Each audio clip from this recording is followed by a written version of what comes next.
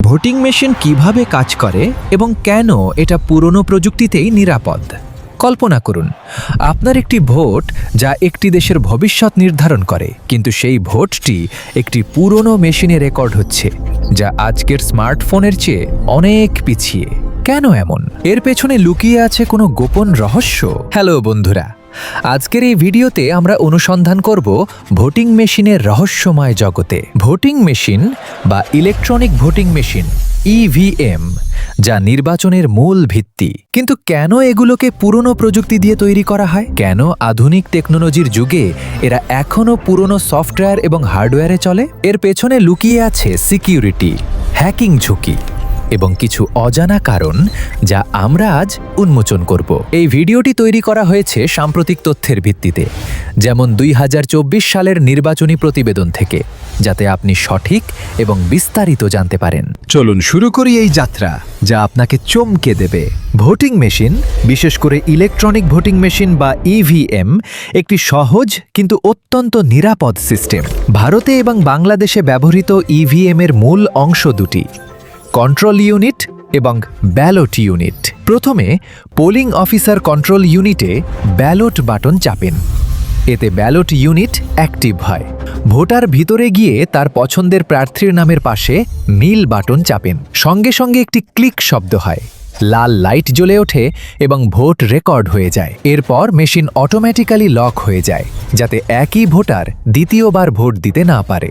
এই মেশিনগুলো ইন্টারনেটের সাথে সংযুক্ত নয়, কোনো ওয়াইফাই বা ব্লুটুথ নেই। এগুলো স্ট্যান্ড অ্যালোন ডিভাইস, যা ব্যাটারি দিয়ে চলে।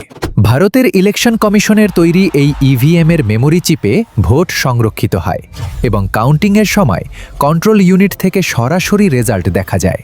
বাংলাদেশে বাংলাদেশ নির্বাচন কমিশন 2007 সাল থেকে ইভিএম চালু করেছে, যা মূলত ভারতীয় মডেলের অনুরূপ।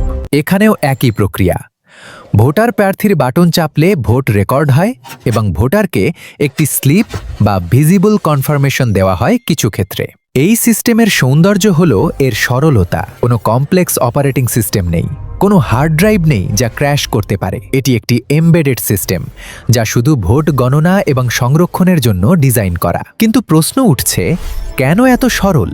কেন আধুনিক টাচ স্ক্রিন বা অ্যান্ড্রয়েড ভিত্তিক নয়? কেন 1980 থেকে 90-এর দশকের মতো প্রযুক্তি এখনও ব্যবহার হচ্ছে? এর উত্তর লুকিয়ে আছে নিরাপত্তার গভীর স্তরে। এখন আসল প্রশ্নে আসি, কেন ভোটিং মেশিনগুলোকে এত পুরনো প্রযুক্তি দিয়ে বানানো হয়? আধুনিক touch screen, Android operating system বা ইন্টারনেট কানেক্টেড ডিভাইস ব্যবহার করা হয় না? উত্তরটা খুব সোজা, কিন্তু গভীর: নিরাপত্তার। ভারতের ইলেকশন কমিশন বারবার বলেছে যে ইভিএমগুলো সবচেয়ে সুরক্ষিত, কারণ এগুলো সম্পূর্ণ অফলাইন। কোনো ওয়াইফাই নেই, কোনো ব্লুটুথ নেই, কোনো ইন্টারনেট কানেকশন নেই। এমনকি বাহ্যিক পাওয়ার সাপ্লাই বা অন্য কোনো ডিভাইসের সাথে সংযোগ করা যায় না। মেশিনগুলো একবার প্রোগ্রাম করা হয়, তারপর চিপ লক করে দেওয়া হয়। One time programmable. এতে হ্যাকাররা দূর থেকে কোনোভাবেই অ্যাক্সেস করতে পারে না। যদি আধুনিক সিস্টেম ব্যবহার করা হতো, যেমন ইন্টারনেট কানেক্টেড বা ওয়্যারলেস, তাহলে হ্যাকিংয়ের ঝুঁকি অনেক বেড়ে যেত। বিশ্বের অনেক দেশে ইন্টারনেট ভিত্তিক ভোটিং চেষ্টা করা হয়েছে, কিন্তু সিকিউরিটি এক্সপার্টরা বলেছেন যে এগুলো খুবই ঝুঁকিপূর্ণ। ভারতের ইভিএম এর মতো সিম্পল স্ট্যান্ড অ্যালোন ডিজাইনকে বিশ্বের অনেক জায়গায় সবচেয়ে নিরাপদ বলে মানা হয়। 2025 সালের রিপোর্ট অনুযায়ী ভারতের ইভিএম এখনও অফলাইন এবং ট্যাম্পার প্রুফ হিসেবে পরিচিত। বাংলাদেশের ক্ষেত্রে অবস্থা একটু ভিন্ন। 2007 সালে ইভিএম চালু হয়েছিল, কিন্তু সাম্প্রতিক সময়ে 2025 সালের অক্টোবরে অন্তর্বর্তীকালীন সরকার ইভিএম বাতিল করে দিয়েছে। আসন্ন 2026 সালের জাতীয় নির্বাচনে ব্যালট পেপার দিয়ে ভোট হবে। নির্বাচন কমিশন বলেছে যে ইভিএম ব্যবহারের কোনো পরিকল্পনা নেই। এর পেছনে জনগণের মধ্যে বিশ্বাসের অভাব এবং খরচের বিষয় ছিল। তাহলে গোপন রহস্য কি? আসলে কোনো গোপন রহস্য নেই, যা ষড়যন্ত্রমূলক। এটা নিরাপত্তার সিদ্ধান্ত। পুরনো টেকনোলজি মানে সিম্পল টেকনোলজি, যা কম ঝুঁকিপূর্ণ। যদি অত্যাধুনিক করা হয়, তাহলে হ্যাকিং, ম্যালওয়্যার বা সফটওয়্যার বাগের সম্ভাবনা বাড়ে। এখন চলুন দেখি, যদি আধুনিক টেকনোলজি ব্যবহার করা হতো, তাহলে কী ধরনের ঝুঁকি থাকত। বিশ্বের অনেক দেশে ইলেকট্রনিক ভোটিং সিস্টেম হ্যাক হয়েছে বা হ্যাকিংয়ের অভিযোগ উঠেছে। উদাহরণস্বরূপ, যুক্তরাষ্ট্রের 2016 সালের প্রেসিডেন্সিয়াল ইলেকশনে রাশিয়ান হ্যাকারদের অভিযোগ উঠেছিল। যদিও ভোটিং মেশিন সরাসরি হ্যাক হয়নি, কিন্তু ভোটার রেজিস্ট্রেশন সিস্টেম আক্রান্ত হয়েছিল। আরেকটি উদাহরণ হল নেদারল্যান্ডস, যেখানে 2006 সালে ইভিএম ব্যবহার করা হয়েছিল, কিন্তু হ্যাকাররা দেখিয়েছে যে মেশিনগুলোতে রেডিও সিগন্যাল দিয়ে ট্যাম্পার করা যায়, ফলে তারা ইভিএম বাতিল করে পেপার ব্যালটে ফিরে গেছে। ভারতে ইভিএম নিয়ে অনেক অভিযোগ উঠেছে, কিন্তু ইলেকশন কমিশন বারবার প্রমাণ করেছে যে এগুলো হ্যাক প্রুফ। 2019 সালে একটি হ্যাকাথনে চ্যালেঞ্জ দেওয়া হয়েছিল, কিন্তু কেউ হ্যাক করতে পারেনি, কারণ পুরনো সিম্পল ডিজাইন, কোনো নেটওয়ার্ক নেই, কোনো সফটওয়্যার আপডেট নেই যা ম্যালওয়্যার ঢোকাতে পারে। বাংলাদেশে ইভিএম নিয়ে বিশ্বাসের অভাবের কারণে 2025 সালের অক্টোবরে এটি বাতিল করা হয়েছে। অন্তর্বর্তীকালীন সরকারের সিদ্ধান্ত অনুযায়ী 2026 সালের 12 ফেব্রুয়ারির জাতীয় নির্বাচনে সম্পূর্ণ ব্যালট পেপার ব্যবহার হবে। এতে খরচ কমবে এবং জনগণের বিশ্বাস বাড়বে। কিন্তু ইভিএমের সুবিধা, যেমন দ্রুত গণনা, হারিয়ে যাবে।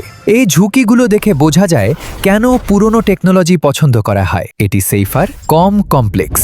ভারতে ইভিএমের সাথে VVPAT, voter verifiable paper audit trail, যুক্ত করা হয়েছে 2013 সাল থেকে, যা আরও নিরাপত্তা যোগ করেছে। ভোট দেওয়ার পর একটি ছোট পেপার স্লিপ 7 সেকেন্ডের জন্য দেখা যায়, যাতে ভোটার নিজের ভোট নিশ্চিত করতে পারে। এরপর স্লিপটি সিল করে বাক্সে পড়ে যায়। এতে যদি কোনো অভিযোগ ওঠে, তাহলে পেপার অডিট করে মিলিয়ে দেখা যায়। 2019 সালের লোকসভা নির্বাচনে এবং পরবর্তী নির্বাচনগুলোতে ভিভিপিএটি এর মাধ্যমে বিশ্বাস বাড়ানো হয়েছে। ইলেকশন কমিশন বলে যে এই সিস্টেমের কারণে ইভিএম এর উপর জনগণের আস্থা বেড়েছে, কিন্তু কিছু রাজনৈতিক দল এখনও সন্দেহ করে, বলে যে পুরোপুরি পেপার অডিট না হলে সমস্যা থেকে যায়। বাংলাদেশের ক্ষেত্রে ইভিএম এর উপর জনগণের বিশ্বাসের অভাব ছিল অনেকে মনে করত যে মেশিন ম্যানিপুলেট করা যায়।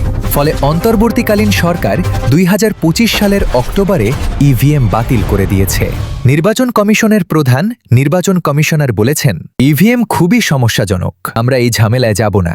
আমাদের পরিকল্পনা ব্যালট পেপার দিয়ে নির্বাচন করা। আসন্ন 2026 সালের 12 ফেব্রুয়ারির জাতীয় নির্বাচনে সম্পূর্ণ ব্যালট পেপার ব্যবহার হবে। এতে নো ভোট অপশনও চালু করা হয়েছে। এই সিদ্ধান্ত জনগণের বিশ্বাস ফিরিয়ে আনার জন্য নেওয়া হয়েছে। যদিও ইভিএম এর দ্রুত গণনা এবং কম খরচের সুবিধা হারানো যাবে। তাহলে এখন অনেকের মনে প্রশ্ন আসবে, এর পেছনে রহস্যটা কি? আসলে এটা কোনো ষড়যন্ত্র নয়। পুরনো টেকনোলজি ব্যবহার করা হয় কারণ এটি সবচেয়ে কম ঝুঁকিপূর্ণ। আধুনিক করলে হ্যাকিং, ম্যালওয়্যার বা টেকনিক্যাল ফেলিওরের সম্ভাবনা বাড়ে। নিরাপত্তা এবং বিশ্বাসই মূল কথা। তাহলে বন্ধুরা, এখন পর্যন্ত যা দেখলাম তাতে স্পষ্ট যে ভোটিং মেশিনকে পুরনো টেকনোলজি দিয়ে বানানোর পেছনে কোনো গোপন ষড়যন্ত্র বা রহস্য লুকিয়ে নেই। এটা একটা সচেতন সিদ্ধান্ত, নিরাপত্তা, সরলতা এবং বিশ্বাসযোগ্যতা নিশ্চিত করার জন্য। ভারতে ইভিএম এখনও ব্যবহার হচ্ছে ভিভিপিএটি এর সাথে মিলিয়ে, এবং ইলেকশন কমিশনের দাবি অনুযায়ী এগুলো অত্যন্ত নিরাপদ। 2025 থেকে 2026 সালের সাম্প্রতিক আপডেটে দেখা যাচ্ছে যে ইভিএম এবং ভিভিপিএটি এর ডেমনস্ট্রেশন চলছে বিভিন্ন শহরে, যাতে জনগণের বিশ্বাস আরও বাড়ে। কোনো বড় হ্যাকিং বা ট্যাম্পারিং এর প্রমাণ পাওয়া যায়নি। অন্যদিকে বাংলাদেশে পরিস্থিতি ভিন্ন। অন্তর্বর্তীকালীন সরকার 2025 সালের অক্টোবর মাসে ইভিএম ব্যবহার বাতিল করে দিয়েছে। নো ভোট অপশন চালু করা হয়েছে এবং আসন্ন 13তম জাতীয় সংসদ নির্বাচন 2026 সালের 12 ফেব্রুয়ারি সম্পূর্ণ ব্যালট পেপার দিয়ে হবে। এমনকি প্রথমবারের মতো পোস্টাল ব্যালটের ব্যবস্থা করা হচ্ছে কিছু ক্ষেত্রে। এই সিদ্ধান্ত নেওয়া হয়েছে জনগণের মধ্যে বিশ্বাসের অভাব দূর করতে, খরচ কমাতে এবং ট্রান্সপারেন্সি বাড়াতে। দুই দেশের এই ভিন্ন পথ দেখিয়ে দেয় যে ভোটিং টেকনোলজি নির্বাচনের সাফল্যের জন্য যতটা গুরুত্বপূর্ণ, তার চেয়ে বেশি গুরুত্বপূর্ণ জনগণের আস্থা। পুরনো টেকনোলজি মানে কম ঝুঁকি, কম সন্দেহ।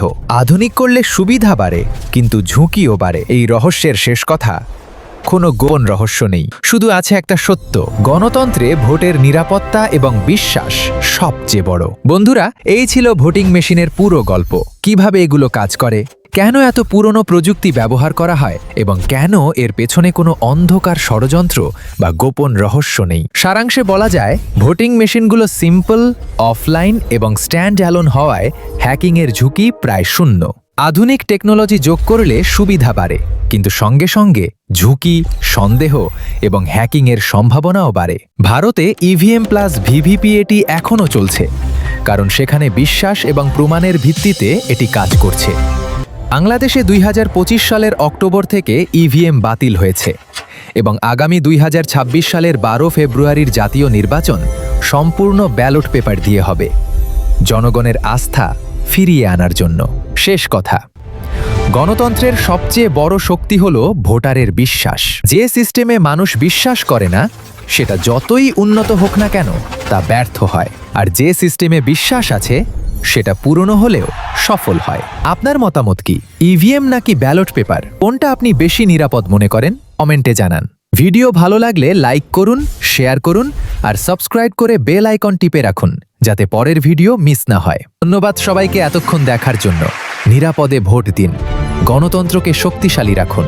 দেখা হবে পরের ভিডিওতে। আল্লাহ হাফেজ।